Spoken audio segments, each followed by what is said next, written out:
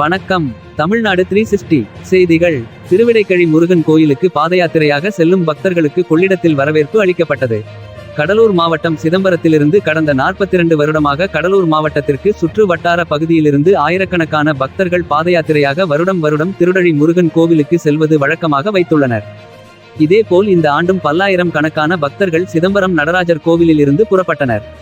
காவடி எடுத்தும் நடந்தும் ஆடியும் கொள்ளிடம் வழியாக சென்று திருக்குறாவடி என்று சொல்லப்படும் திருவிடைக்கழி முருகன் கோயிலையடைந்து அங்கே பக்தர்கள் தரிசனம் செய்வது வழக்கமாக இருந்து வருகிறது. இந்நிலையில் இந்த வருடமும் முருகன் கோயில் விழாவையொட்டி இன்று மாலை ஆயிரக்கணக்கான பக்தர்கள் சென்றனர். செல்லும் வழியில் மயிலாடுதுறை மாவட்டத்தின் எல்லை பகுதியான கொள்ளிடம் கடைவீதியில் வியாபாரிகள் மற்றும் முருகன் பாதயாத்திரை குழு தலைவர் முரளிதரன் தலைமையில் உறுப்பினர்கள் கதிர், பிரபு மற்றும் வியாபாரிகள் கலந்து கொண்டு பக்தர்களுக்கு வரவேற்பு அளித்து இவ்வழியே செல்லும் அத்தனை பாதயாத்திரை பக்தர்களுக்கும் இனிப்பு மற்றும் பாதாம்பால் வழங்கினர்.